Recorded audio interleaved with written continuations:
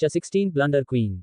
यष्टि के रूम में आते हुए एकांश भी उसके पीछे ही अपने रूम में आ रहा था, जब यष्टि ने एकदम से उसके मुंह पर दरवाजा बंद कर दिया और एकांश की लंबी ऊंची नाक एकदम से बंद दरवाजे से टकरा गई। एकांश ने गुस्से में अपनी मुठ्ठियां भींची और अपने मन में कहा, ओ गॉड, मुझे सब्र दो, कहीं मेरे हाथों से इस लड़की का खून ना हो जाए।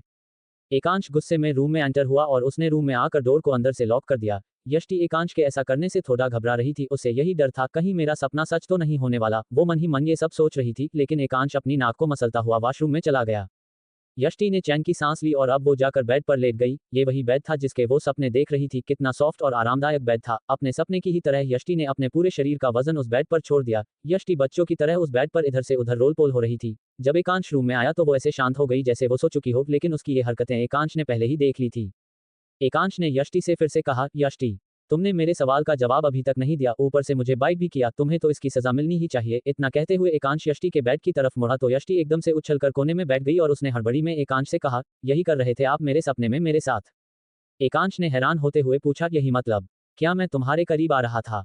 हाँ, यष्टि ने मासूम सा चेहरा बनाते हुए कहा तो एकांश ने उल्टा उसे ही कोसना शुरू कर दिया। तुम इस तरह के सपने देखती हो मेरे बारे में? देखो, अगर तुम्हारे मन में मेरे लिए कोई फीलिंग्स है तो उन्हें कंट्रोल कर लो, मुझे तुम में कोई इंटरेस्ट नहीं है। जैसे मुझे बड़ा इंटरेस्ट है, यष्टि मुंह के अंदर ही अंदर बड़बड़ाई। मैंने सुन लिया जो तुमने कहा, कहते हुए एकांश वहां से सोफे की तरफ चला गया। यष्टि ने धीमी आवाज में कहा, इस इंसान के कान है या माइक्रोफोन्स, हर बात सुनाई दे जाती है। यष्टि सरक कर अब बेड पर लेट गई। इधर एकांश भी अपनी अच्छी खासी हाइट को उस सोफे पर फिट करने की नाकाम कोशिश कर रहा था, लेकिन कामयाब नहीं हो पा रहा था। अब उसे समझ आया कि यष्टि को इस पर सोने में कितनी दिक्कत हुई होगी, इसीलिए आज वो दिन में थकी हुई थी। आज रात में एकांश का टर्न था रेस्टलेस होने का। एकांश को इस तरह अपने कंफर्ट से कॉम्प्रोमाइज करने की आदत नहीं थी। एकांश ने करवट ली तो उसका चेहरा यष्टि की तरफ था। वो खुद भी नहीं सो पा रही थी। उसे एकांश के बेड में से एकांश के मेनली परफ्यूम की स्मेल आ रही थी। उसने ब्लैंकेट ओढ़ा तो उसमें से भी एकांश की ही स्मेल आ रही थी। यष्टि उठकर बैठ गई और इधर एकांश भी उठकर बैठ गया। दोनों ही रेस्टलेस फील कर रहे थे। रूम में इस समय एकदम सन्नाटा था। एकांश ने यष्टि से पूछा, तुम्हें नींद क्यों नहीं आ रही है? तुम्हारे पास तो मेरा कंफर्टेबल बेड है। यष्टि ने जवाब दिया, पूरा बेड आपके बॉडी ऑर्डर से भरा हुआ है, मैं सो नहीं पा रही हूँ। एकांश ने हंसते हुए कहा, मेरा बेड है तो मेरी ही खुशबू आएगी ना, और बाय द वे उसे परफ्यूम कहते हैं। और अगर तुम्हें सोने में इतनी ही दिक्कत हो रही है तो तुम सोफे पर आकर सो सकती हो, मैं तुम्हारे लिए इतना तो कर ही सकता हूँ। एकांश ने ऐसे जताया जैसे वो उस पर कोई एहसान कर रहा हो।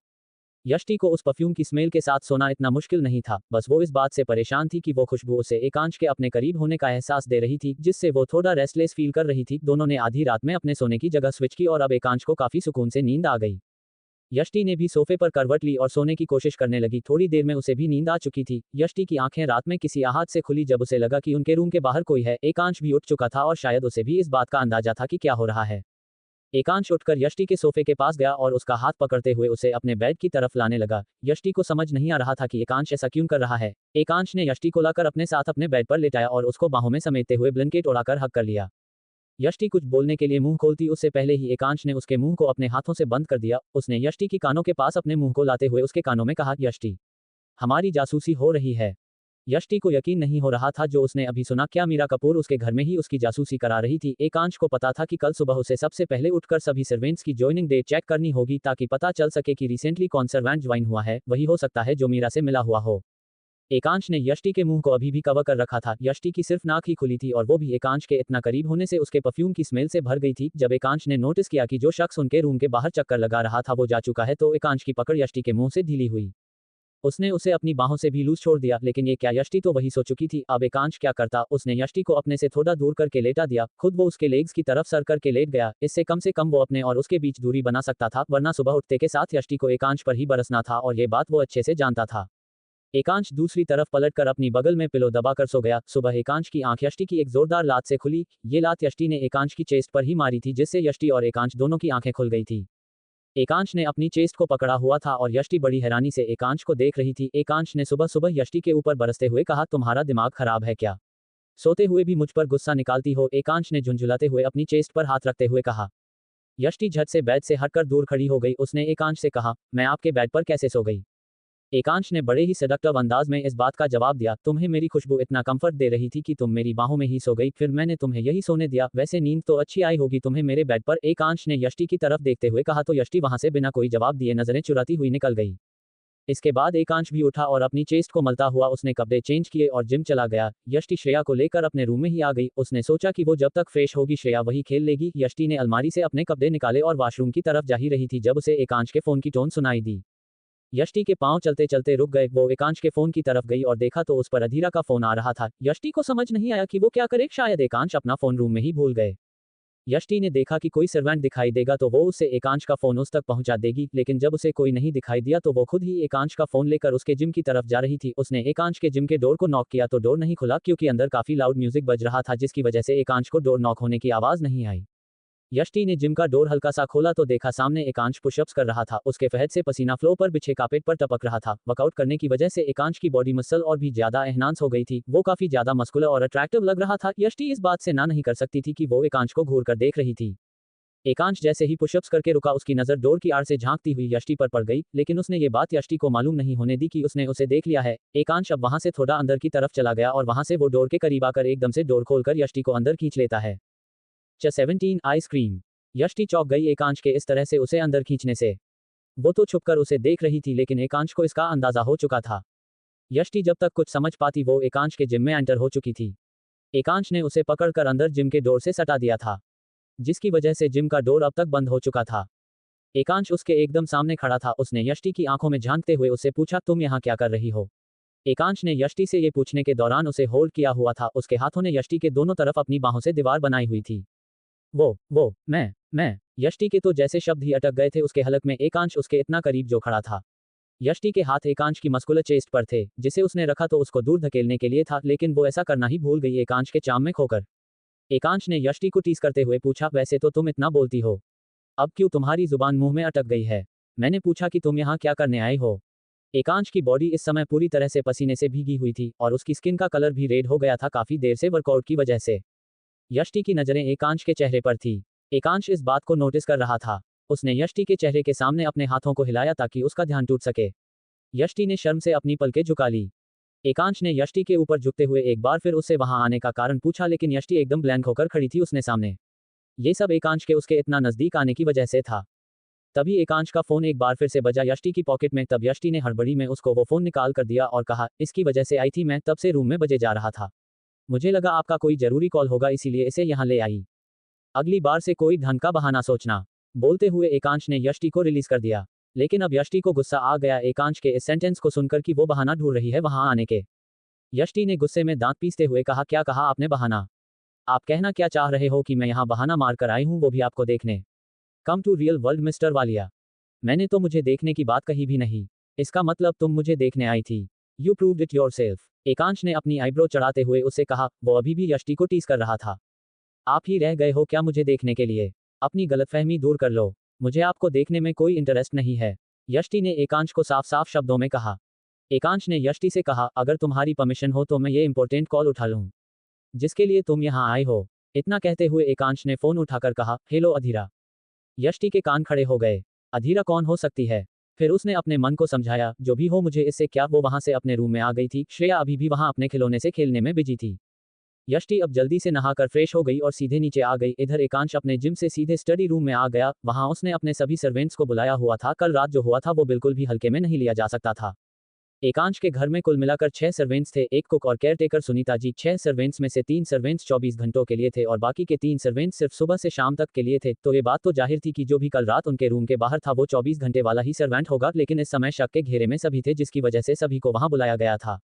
इस सब में वो सर्वेंट भी थी जिसने ये काम किया था। डर से उसकी हालत पहले से ही काफी खराब थी। एकांश ने सुनीता जी से सभी की ज्वाइनिंग डेट मांगी ताकि वो उस इंसान को पकड़ सके जो उसी के घर में उसी की जासूसी कर रहा था। एकांश इस सब में ज्यादा इन्वॉल्व नहीं होता था, लेकिन कल रात के बाद उसे इंटरवीन करने की जरूरत महसूस होने लगी थी। आखिर ये श्रेया का सवाल था। विमला ही वो इंसान थी जो ये सब काम कर रही थी। वो चाहकर भी अपने चेहरे की घबराहट छुपा नहीं पा रही थी। सर्वेंट्स में से 2 लोग डे टाइम के लिए और एक 24 घंटों के लिए अभी कुछ दिन पहले ही हाई की गई थी, जो कि विमला ही थी। एकांश ने ये एक झलक में ही पकड़ लिया था कि विमला ही वो शख्स है जो मीरा के लिए जासूसी कर रही थी। एकांश ने पुलिस को बुलाने की धमकी दी तो विमला ने सब कुछ उसके सामने उगल दिया। विमला ने हाथ जोड़ते हुए एकांश से कहा, साहब मैंने ये सब पैसों की वजह से किया था, मुझे पैसों की बहुत जरूरत थी। एकांश ने गुस्से में उसे कहा, तो क्या तुम इस तरह के काम करोगी पैसों के लिए? मेरी नजरों से दूर हो जाओ वरना शायद तुम जिंदा ना बचो। बोलते हुए एकांश ने डोर की तरफ इशारा किया। विमला बिना अगला मिनट लगाए वहां से निकल गई। एकांश ने अब जाकर चैन की सांस ली। आज उसका ऑफ था और अधीरा ने उसको फोर्स करके आज मना ही लिया था डिनर के लिए।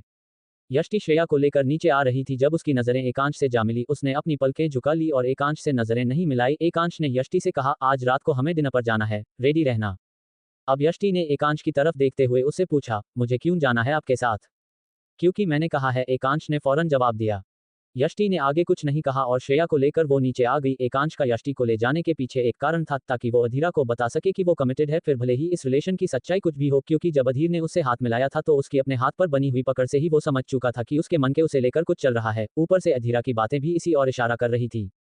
एकांश ने रूम में जाकर शावर लिया और फिर इसके बाद वो नीचे आ गया ब्रेकफास्ट करने के लिए। यष्टि ने अब तक श्रेया को ब्रेकफास्ट खिला दिया था। यष्टि ने श्रेया से पूछा, बेटा चलो आज मैं तुम्हें आइसक्रीम खिलाकर लाती हूँ, यू लाइक इट ना?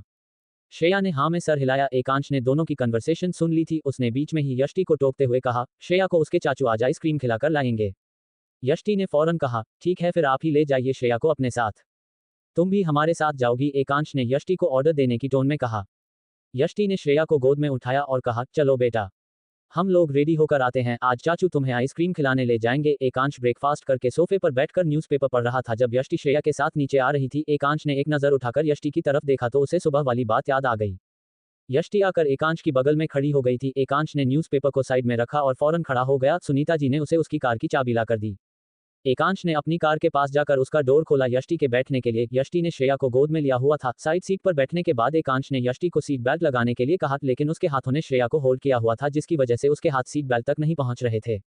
एकांश को जब समझ आया तो वो खुद यष्टि की सीट के नजदीक आया कि वो उसकी हेल्प करने लगा सीट बेल्ट बांधने में। एकांश ने अपने हाथ को यष्टि की दूसरी साइड में डाला सीट बेल्ट को पकड़ने के लिए। उसका चेहरा यष्टि के एकदम नजदीक था। यष्टि को ये मोमेंट थोड़ा अवकवर्ड लग रहा था। उसने एकांश की तरफ घूरकर देखा, जैसे वो उसे जताना चाह रही हो कि वो उससे नजदीकियां ना पाए।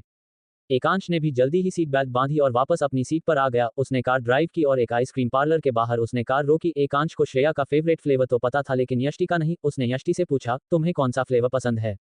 यष्टि ने जवाब दिया, स्ट्रॉबेरी। एकांश ने मन में बड़बड़ाया, जस्ट लाइक यू स्मेल। यष्टि ने एकांश से पूछा, क्या आपने अभी कुछ कहा?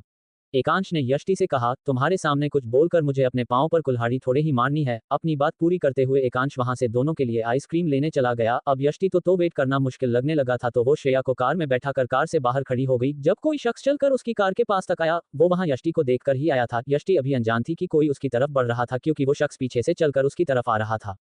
18 एकांश और विद्युत का सामना। उस शख्स ने आकर यष्टि के कंधे पर पीछे से हाथ रखा तो यष्टि चौंक कर पलटी तो उसके सामने विद्युत खड़ा था। वो वहां किसी काम से आया था। जब उसकी नजर यष्टि पर पड़ गई, विद्युत के चेहरे पर खुशी थी। यष्टि को देखकर उसने यष्टि को बिना कुछ सोचे अपने करीब करके गले से लगा लिया। यष्टि ने ये बिल्कुल भी एक्सपेक्ट नहीं किया था कि विद्युत कुछ भी ऐसा करेगा। उसने अपने आप को की विद्युत से अलग किया, लेकिन एकांश ने वहां वापस आते हुए उसे यष्टि से गले लगते हुए देख लिया था। एकांश को ये सब देखकर गुस्सा आ गया। वो जल्दी से वहां आया और यष्टि की तरफ उसके फेवरेट फ्लेवर की आइसक्रीम को बाते हुए कहा, होल्ड इट मेरी जान, तुम्हारा फेवरेट फ्लेवर? वैसे ये भाई साहब कौन है? तुम्हारा भाई? यष्टि को उसका बिहेवियर बिल्कुल समझ ही नहीं आ रहा था। एकांश बहुत ही स्ट्रेंज बिहेव कर रहा था। यष्टि हैरानी से अपने मन में ही दोहरा रही थी, क्या मेरे कानों ने जो अभी सुना वो सच है? जान, सच में एकांश ने अभी मुझे यही कहा था ना?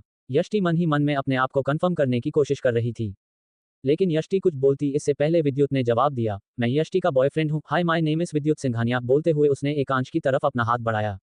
यष्टि एक बार फिर से चौंक गई। वो दोनों की तरफ ही गुस्से से देख रही थी और मन में ही सोच रही थी, ओ गॉड, ये दोनों मिलकर मुझे बांटने की कोशिश कर रहे हैं। एक जान बोल रहा है और दूसरा मुझे अपनी गर्लफ्रेंड बता रहा है। कहाँ फंस गई मैं? यष्टि ने बीच में थोड़ा चिल्लाते हुए बोला, विद्युत ये कब हुआ?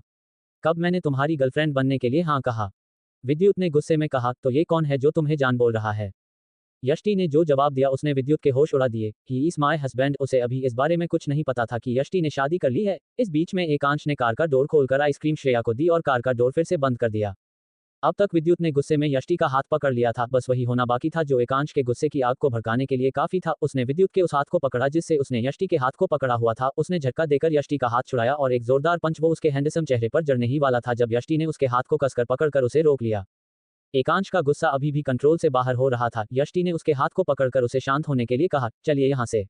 कार में श्रेया बैठी है, वो डर जाएगी आपको इस तरह देखकर। यष्टि उसके हाथ को पकड़कर कार की तरफ खींच रही थी। एकांश की नजरें अभी भी विद्युत को ही घूर रही थी जब विद्युत ने कहा, हाँ हाँ, ले जाओ अपने पति को, वरना शायद आज हम दोनों में से कोई एक ही बचे। विद्युत का इतना कहना था कि एकांश ने यष्टि से अपने हाथ को छुड़ाया और गुस्से में विद्युत के चेहरे पर एक जोरदार घुसा जड़ दिया था एकांश के एक घुसे के वार से।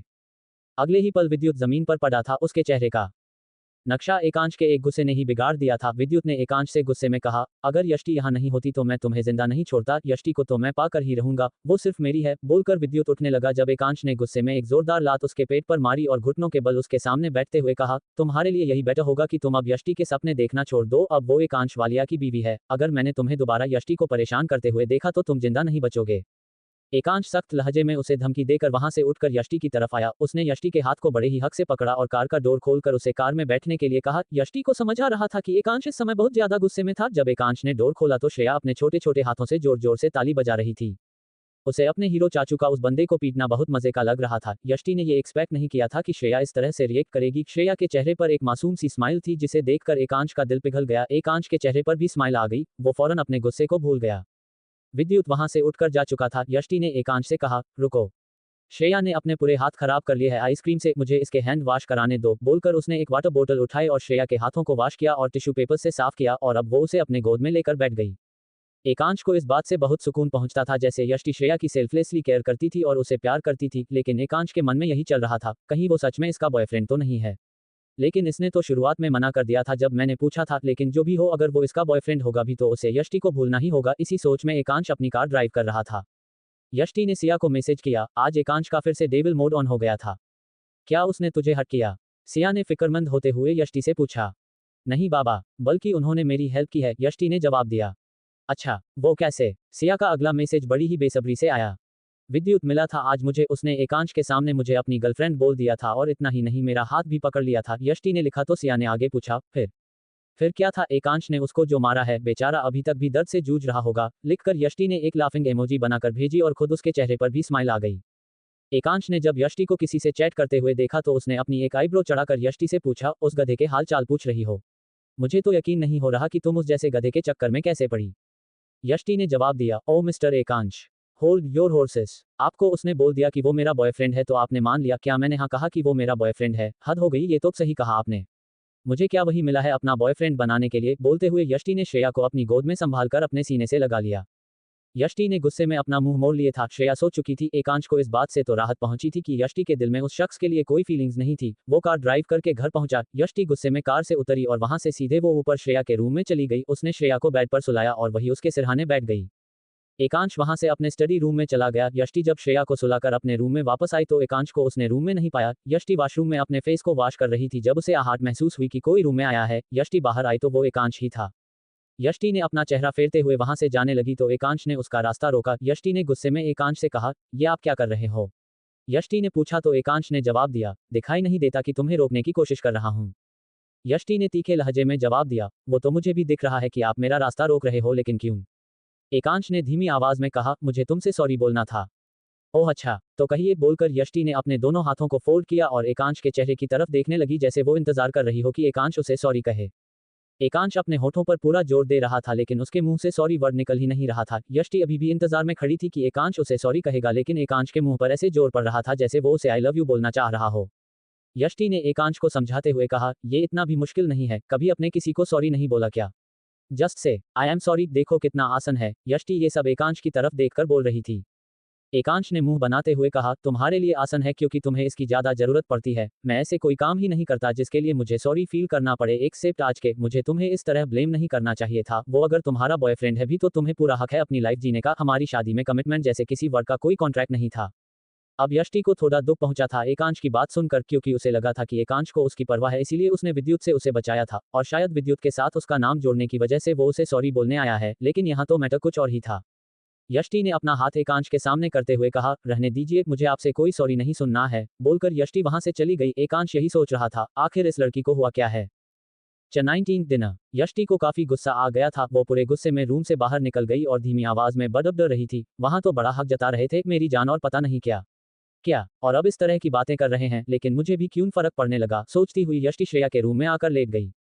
इधर एकांश ने यष्टि के लिए इवनिंग में डिनर पर जाने के लिए एक ड्रेस मंगवाई थी जो उसने बेड पर ही रखवा दी थी। एकांश भी वहां ना रुककर अपने स्टडी रूम में चला गया। उसने वहीं से यष्टि को मैसेज किया, तुम्हारे लिए एक ड्रेस मंगवाई है, बी रेडी एट 8, ये एक बिजनेस मीटिंग है। यष्टि का फौरन रिप्लाई आया, आपकी बिजनेस मीटिंग में मेरा क्या काम है?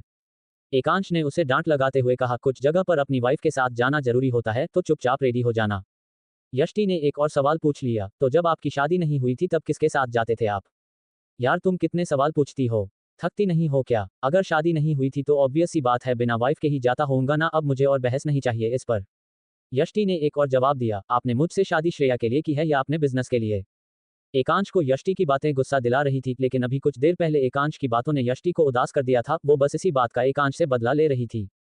एकांश ने जवाब दिया, तो मुझे याद दिलाओ कि हमारे कॉन्ट्रैक्ट में सिवाय एक दूसरे के करीब होने के अलावा किसी और चीज की मनाही थी क्या? यष्टि को पता था कि एकांश की बात एकदम सही है, ऐसा कुछ भी उनके बीच नहीं तय हुआ था कि यष्टि एकांश की बीवी होने के दायित्वों को पूरा नहीं करेगी। अब तो यष्टि सच में आंसरलेस हो गई थी। एकांश ने यष्टि को मैसेज किया, I have never seen such a stubborn girl in my life. Yashti ने एकांश से को मैसेज किया, ऐसी कितनी लड़कियां देखी है आपने अपनी लाइफ में? एकांश ने यष्टि को लास्ट मैसेज किया, Yashti enough is enough, you are making me angry right now. मुझे मजबूर मत करो कि मैं वहां आऊं और तुम्हें पछताना पड़े। ये लास्ट मैसेज था जो एकांश ने किया और अब यष्टि ने भी आगे कुछ नहीं पूछा। यष्टि कुछ टाइम ऐसे ही लेटी रही श्रेया के रूम में, फिर उसने जाकर रूम में देखा तो एकांश ने यष्टि के लिए एक बहुत ही खूबसूरत वाइन रेड कलर की ड्रेस मंगवाई थी, जो कि बॉडी फिट ड्रेस थी और उसके साथ बहुत ही एलिगेंट पर्ल का नेकलेस रखा था। यष्टि मन में यही सोच रही थी, इनको कैसे पता कि मैं इसमें फिट हो जाऊंगी, बिना नाप के ये ड्रेस मंगवाई है तो जरूर मिसफिट आएगी। यष्टि चेंज करने के लिए वॉशरूम में चली गई, जब उसने वो ड्रेस ट्राई की तो वो एकदम फिट थी यष्टि की बॉडी पर। यष्टि हैरान थी, जैसे उसके लिए वो ड्रेस नाप कर बनाई गई हो। उसे एक बारी के लिए एकांश की इंटेंशन पर भी डाउट ही गया, क्योंकि बिना किसी को करीब से जाने उसके लिए इतना सटीक नाप लेना पॉसिबल नहीं था। यष्टि ने गहरी सांस लेते हुए अपने गुस्से को शांत किया और रेडी होने लगी। यष्टि के ऊपर वो ड्रेस काफी ज्यादा खूबसूरत लग रही थी, उस पर वो वाइन रेड कलर काफी ज्यादा खिल रहा था, जैसे एकांश ने उसे इमेजिन करके ही वो ड्रेस उसके लिए बनवाई थी। उसने पर्ल नेकलेस पहना और साथ में खूबसूरत डिजाइन के आरिंग पहने। उसने अपने बालों को कली किया और उनका एक मैसी बन बनाया। उसकी पतली सुराहीदार गर्दन काफी अच्छी तरह से विजिबल हो रही थी और उसके बालों की कुछ लंटें उसकी गर्दन और चेहरे को घेरे हुए थी। यष्टि ने लिप्स पर रेड वाइन कलर की ही लिपस्टिक लगाई, जिससे उसका लुक काफी ज्यादा मैच्योर लग रहा था। यष्टि के रेडी होते होते ही एकांश रूम में आ गया था रेडी होने के लिए। जैसे ही एकांश रूम में एंटर हुआ तो उसका पूरा रूम यष्टि के परफ्यूम की भीनी भीनी खुशबू से महक रहा था। एकांश की नजरें जब यष्टि पर पड़ी तो कुछ समय के लिए उसकी नजरें यष्टि के ऊपर ही फ्रीज हो गई। वो इतनी खूबसूरत जो लग रही थी। एकांश ने जाकर अपना सूट निकाला, उसने एक ग्रे कलर का सूट निकाला पहनने के लिए, अंदर व्हाइट कलर की शर्ट और ग्रे कलर की टाई। एकांश के सारे सूट डिजाइनर ही होते थे। वो जल्दी ही रेडी हो गया। इस समय शाम के 7:30 बज चुके थे और श्रेया के खाने का टाइम भी अब तक हो गया था। यष्टि जब रेडी होकर नीचे आई तो श्रेया हॉल में खेलने में बिजी थी। यष्टि ने एकांश से कहा, मैं श्रेया को खाना खिलाए बिना कहीं नहीं जाने वाली, मुझे पता है कि मेरे जाने के बाद वो खाना नहीं खाएगी। असल में तो ये बात एकांश भी अच्छे से जानता था। एकांश ने यष्टि से कहा, हम ठीक है, अभी टाइम है हमारे पास, तुम श्रेया को खाना खिलाओ और फिर उसके बाद हम लोग निकलेंगे, सुनीता जी श्रेया को सुला देंगी। एकांश ने इतना ही कहा था कि यष्टि सब कुछ भूलकर श्रेया को खाना खिला रही थी। उसने एक बहुत महंगी ड्रेस पहनी थी, लेकिन वो ऐसे बेफिक्र होकर श्रेया को खाना खिला रही थी जैसे उसने घर के ही कपड़े पहने हो। उसने श्रेया को अपनी गोद में थामा हुआ था। यष्टि के ऐसे कैजुअली बैठने से एकांश को उसकी सादगी का अंदाजा हो रहा था। यष्टि सच में जब श्रेया के साथ होती थी तो वो एक अलग ही पसंद होती थी। वो पूरी तरह से श्रेया में खो चुकी थी और ये सब एकांश वही पास में सोफे पर बैठकर नोटिस कर रहा था। यष्टि ने जब श्रेया को खाना खिला दिया तब उसने नीचे झुककर श्रेया के गाल पर किस करते हुए उसे कहा, बेटा अब आप आराम से सो जाओगे, सुनीता अम्मा को परेशान मत करना, मैं जल्दी ही आ जाऊंगी, ओके बेबी। जैसे ही यष्टि ने ये कहा तभी श्रेया ने भी उसके चेहरे को अपने छोटे छोटे हाथों में थामते हुए उसके गाल पर किस कर दिया। अब यष्टि ने सुनीता जी को उसे सुलाने के लिए बोला और वहां से एकांश के साथ बाहर आकर उसकी कार में बैठी। यष्टि आज काफी खूबसूरत लग रही थी, रोज से कुछ खास भी। एकांश की नजरें बीच बीच में यष्टि को ही घूर रही थी। यष्टि बहुत अजीब फील कर रही थी क्योंकि आज से पहले वो इस तरह के डिनर इनविटेशन पर नहीं गई थी। एकांश ने जब यष्टि को नर्वसनेस अपनी फिंगर्स पॉप करते हुए देखा तो उसने यष्टि के हाथों को अपने हाथ में थाम लिया। उसे समझ आ रहा था कि वो नर्वस हो रही है। एकांश ने यष्टि के हाथों को थामे हुए कहा, तुम तो ऐसे नर्वस हो रही हो जैसे किसी जंग पर जा रही हो, मुझे तुमसे ये उम्मीद नहीं थी। यष्टि ने जवाब दिया, आप मेरा मजाक उड़ाना बंद करो, मुझे इस सब की आदत नहीं है। तो आदत डाल लो, अब तुम एकांश वालिया की वाइफ हो तो ये सब अब नॉर्मल होगा तुम्हारे लिए, और वैसे भी मैं हूं तुम्हारे साथ, एकांश ने यष्टि को कॉन्फिडेंस देते हुए कहा। यष्टि एकांश के इस एक सेंटेंस से ही काफी रिलैक्स फील कर रही थी, जो उसने कहा था, मैं हूं ना। एकांश यष्टि को लेकर उस रेस्टोरेंट के बाहर पहुंचा। वहां उनके लिए रिजर्व टेबल पर अभी तक अधीरा नहीं पहुंची थी। एकांश यष्टि के साथ वहां पहुंच चुका था। उसने चेयर खींची और यष्टि को बिठाया, फिर वो भी उसकी बगल वाली सीट पर बैठ गया। तभी अधीरा वहां आ चुकी थी। एकांश ने उसकी तरफ हाथ बढ़ाया तो अधीरा ने झुककर उसे गले लगाया। यष्टि ये सब बड़े ध्यान से देख रही थी कि ये कौन लड़की है जो इतनी फॉरवर्ड होकर एकांश के करीब आ रही है। अधीरा ने यष्टि की तरफ देखा तो एकांश से पूछा, ये यंग लेडी कौन है? 20 क्लोज मोमेंट्स। यष्टि ने कॉन्फिडेंस में अपना हाथ बढ़ाते हुए कहा, हाय आई एम यष्टि वालिया। अधीरा ने दोनों के एक जैसा सरनेम सुनकर एकांश से पूछा, एकांश क्या ये तुम्हारी सिस्टर है? एकांश को तो जैसे झटका लगा, उसने अधीरा को करेक्ट करते हुए कहा, शी इज माई वाइफ यष्टि एकांश वालिया। अब अधीरा को झटका लगा कि एकांश शादीशुदा है। उसने तो ये बिल्कुल भी एक्सपेक्ट नहीं किया था कि एकांश ने शादी कर ली है। यष्टि ने उसके चेहरे के आगे हाथ हिलाते हुए कहा, मिस अधीरा आप ठीक तो हैं? आपको देखकर लग रहा है कि आपको कोई शौक लगा है। एकांश ने यष्टि का हाथ पकड़ा जिसको वो अधीरा के चेहरे के आगे हिला रही थी। उसने जैसे ही यष्टि का हाथ पकड़ा तो यष्टि ने अपना हाथ फौरन खींच लिया। उनके बीच की इस हरकत को अधीरा ने देख लिया था। क्या इनके बीच में कुछ खटपट है? ऐसा अधीरा ने यष्टि को एकांश से अपना हाथ छुड़ाते हुए देखकर सोचा। यष्टि अपनी जगह पर वापस बैठ गई और एकांश भी वापस बैठा। वेटर को बुलाकर उन्होंने इटालियन फूड ऑर्डर किया और साथ में वाइन। जब वेटर वाइन सर्व कर रहा था तब एकांश ने उसे यष्टि के लिए वाइन सर्व करने के लिए मना किया। उसने कहा, यष्टि वाइन नहीं पिएगी, don't serve for her. Waiter रुकता इससे पहले यष्टि ने कहा, क्यों जान, मैं क्यों नहीं पी सकती, वैसे भी it's a business dinner and it's normal. बोलकर यष्टि ने अपने लिए वाइन सर्व करने के लिए वेटर को ऑर्डर दिया। वो असल में मिस अधीरा को देखकर ये सब कर रही थी। उसे लगा कि वो अगर ऐसा करेगी तो कूल लगेगी, वरना बेवकूफ। एकांश ने मुस्कुराते हुए कहा, ओके गो अहेड। वेटर ने यष्टि के लिए भी ग्लास में वाइन पोकी। सबने डिनर स्टार्ट किया वाइन के साथ। एकांश को तो यष्टि को देखकर ही आइडिया हो रहा था कि ये जरूर आज ड्रामा करने वाली है। यष्टि तो नॉर्मली भी अपने सेंसस में होने पर बखेड़े खड़े कर दिया करती थी, तो पीने के बाद तो वो धमाल ही मचा देने वाली थी। लेकिन अब किया भी क्या जा सकता था, आखिर उसे वहां लाया भी एकांश खुद ही था। यष्टि के सामने जब अधीरा ने बातों बातों में एकांश का हाथ पकड़ा तो यष्टि की आईब्रो एकदम से तन गई। यष्टि ने टेबल के नीचे से एकांश के पांव पर पिंच किया। एकांश एकदम से चौंक गया। यष्टि के ऐसा करने से उसने चौंकते हुए अपना हाथ अधीरा से छुड़ा लिया था। एकांश ने आंखें बड़ी बड़ी करके यष्टि की तरफ देखा। यष्टि अब फिर से अपने खाने में लग गई। वाइन के एक एक सिप के साथ उसकी आंखें ऊपर चढ़ती जा रही थी। नशा उसकी आंखों में एक ही ग्लास में उतर आया था। एकांश ने उसके हाथ को पकड़कर उसे रोका, लेकिन यष्टि ने उसकी एक नहीं सुनी। वेटर ने सबके लिए एक एक गिलास और सर्व की। इस बार यष्टि ने एक बारी में ही वो पूरा ग्लास खत्म कर दिया। उसे देखकर ये तो साफ पता चल रहा था कि उसने ये सब पहली बार किया था।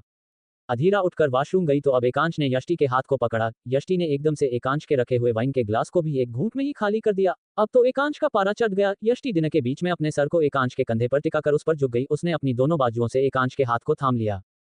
यष्टि की आंखें, नाक, होंठ और कान सब ला हो गए थे। वाइन के नशे में यष्टि की आवाज भी अब लड़खड़ाने लगी थी, लेकिन उसे एकांश पर भरोसा था कि वो उसे संभाल लेगा, जिसकी वजह से उसने अपने आप को एकांश के ऊपर ही छोड़ दिया। इधर अधीरा ने अभी भी हार नहीं मानी थी। उसके लिए ये कोई इम्पॉसिबल काम नहीं था कि एकांश यष्टि को छोड़े और उसे अपनाए। अधीरा वॉशरूम से अपने मेकअप को ठीक करके आई थी कि शायद इससे वो एकांश का ध्यान अपनी तरफ खींच पाएगी। नो डाउट वो काफी खूबसूरत लग रही थी, लेकिन एकांश का ध्यान सिर्फ और सिर्फ यष्टि पर ही था। अधीरा आई तो डिनर खत्म करने के बाद उसने स्वीट डिश के लिए कहा। एकांश ने उसे यष्टि के बारे में बोलते हुए जाने के लिए कहा। अधीरा के पास हाँ करने के अलावा कोई और ऑप्शन नहीं था। एकांश ने बिल पे किया और यष्टि को संभालकर अपने साथ लेकर जाने लगा। एकांश ने यष्टि के हाथ को पकड़कर अपने कंधे पर डाला और उसकी कमर में हाथ डालकर उसे लेकर कार तक जाने लगा। यष्टि बदबदाई जा रही थी। एकांश ने कान को उसके नजदीक लाकर सुनना चाहा तो यष्टि बोल रही थी, पतिदेव, मुझे ठंड लग रही है। नहीं, मुझे गर्मी लग रही है। एकांश ने उससे पूछा, पहले डिसाइड कर लो कि तुम्हें ठंड लगी है या गर्मी। यष्टि ने लड़खड़ाती आवाज में एकांश से कहा, आप मेरे नजदीक आते हो तो मुझे गर्मी लगती है और जब आप दूर जाते हो तो मुझे ठंड लगती है। एकांश को तो अपने कानों पर भरोसा ही नहीं हो रहा था। उसने यष्टि से कहा, तुम अभी अपने होश में नहीं हो, इसीलिए ऐसी बहकी बहकी बातें कर रही हो। यष्टि ने फिर से बड़बड़ाते हुए कहा, एकांश आप कितने स्मार्ट हो, और वो चुड़ैल कैसे हाथ लगा रही थी आपको, आई हेट हर। एकांश ने हंसते हुए यष्टि से कहा, तुम्हें नहीं लगता कि हेट कुछ ज्यादा जी स्ट्रॉन्ग वर्ड है, वैसे तुम्हें बुरा क्यों लग रहा है। यष्टि ने बच्चों की तरह आवाज बनाते हुए जवाब दिया, वो मेरे पति को छुएगी तो मुझे गुस्सा क्यों नहीं आएगा, बताओ जरा। यष्टि को लेकर एकांश अब तक कार तक आ चुका था। जैसे ही उसने कार का डोर खोला तो यष्टि ने एकांश से कहा, एकांश आज ड्राइव मैं करूंगी प्लीज। एकांश ने यष्टि को गोली देते हुए कहा, हाँ यष्टि, मैं तुम्हें ड्राइविंग सीट पर ही बैठा रहा हूँ। यष्टि बड़ी ही मासूमियत से बोली, अच्छा तो स्टीयरिंग व्हील कहाँ है, मैं कार कैसे चलाऊंगी उसके बिना। एकांश को यष्टि की हरकतें बड़ी ही क्यूट और अडोरेबल लग रही थी। उसने यष्टि से कहा, तुम बैठो मैं अभी लगाता हूँ तुम्हारे लिए स्टीयरिंग व्हील। कहते हुए एकांश ने यष्टि को साइड वाली सीट पर बैठाया और खुद वो आकर ड्राइविंग सीट पर बैठ गया। यष्टि स्टीयरिंग व्हील ढूंढने लगी, लेकिन साइड सीट पर उसे कोई स्टीयरिंग व्हील नहीं मिला। एकांश अपनी कार में आकर बैठा तो यष्टि उसकी सीट की तरफ झुक गई। उसने लपक स्टीयरिंग व्हील को पकड़ लिया। यष्टि ऐसा करते हुए एकांश के काफी करीब आ गई थी। उसके हाथ एकांश के हाथों को ऊपर से थामे हुए थे। उसके हाथ वाकई में एकदम ठंडे थे। एकांश ने चेहरा यष्टि की तरफ किया तो उसके लाल पड़ चुके होंठ एकदम उसके सामने थे कि वो यष्टि की सांसों को अपने चेहरे पर महसूस कर पा रहा था। वो अगर कुछ इंच आगे बढ़ता तो उसके होठों को चूम लेता, लेकिन एकांश ने यष्टि को अपने से दूर किया और उसकी सीट पर बैठाकर उसको सीट बेल्ट बांधी। लेकिन यष्टि तो आज काफी मस्ती वाले मूड में थी। उसने सीट बेल्ट को खोला और कार की विंडो खोलकर बाहर अपना चेहरा करके अपने पूरे जोर से चिल्लाई, सुन लो सब लोग, मेरा एकांश बहुत अच्छा है, मुझे वो बहुत पसंद है, मुझे एकांश पसंद है। एकांश ने उसे उसके हाथ से खींचकर एकदम से वापस सीट पर बिठा दिया। यष्टि ने एकांश से रुकते हुए कहा, मेरा हाथ छोड़ो। एकांश ने यष्टि के हाथ को थामे हुए कहा, अभी तुमने क्या कहा, तुम्हें एकांश पसंद है, अब क्या हो गया। एकांश ने यष्टि से पूछा तो यष्टि ने जवाब दिया, क्या मैंने ऐसा कहा, नहीं। अब एकांश ने अपना सर पीट लिया। वो इस समय एक ऐसे इंसान से बात कर रहा था जिसे अभी की बोली हुई बात याद नहीं रहने वाली थी। यष्टि सीट पर वापस बैठते ही एक बार फिर से स्टीयरिंग व्हील ढूंढ रही थी। एकांश ने यष्टि से कहा, यष्टि बिहेव योरसेल्फ, वरना मुझे तुम्हें बांधकर बैक सीट पर डालना होगा, तब से तुम मुझे तंग कर रहे हो, लेट मी ड्राइव। यष्टि ने क्यूट सा फेस बनाते हुए कहा, तो क्या मैं आपके हाथ पकड़ लूं? एकांश ने यष्टि से गहरी सांस लेते हुए कहा, ओके फाइन। यष्टि ने एकांश की सीट के नजदीक आते हुए उसके स्टीयरिंग व्हील के ऊपर रखे हुए दोनों हाथों को अपने हाथों से थाम लिया और बच्चों की तरह वो एकांश के कंधे पर अपने सर को रखकर ही सो गई। एकांश को आज यष्टि की हरकतें बेहद भा रही थी। एकांश ऐसे खड़ूस इंसान के चेहरे पर भी यष्टि ने स्माइल बिखेर दी थी। आखिर वो लोग घर पहुंच चुके थे। कार से बाहर आने के बाद एकांश ने यष्टि को अपना कोट निकालकर पहनाया। इसमें एकांश की बॉडी की गर्माहट बसी हुई थी जिससे यष्टि को इंस्टेंट गर्मी मिल रही थी। उसने यष्टि को अपनी गोद में उठाया और उसे लेकर घर की तरफ आया। डोर नॉक करने पर सुनीता जी ने डोर खोला। जब सुनीता जी ने एकांश को यष्टि को अपनी बाहों में लिए हुए देखा तो अंदर ही अंदर वो काफी खुश हो गई।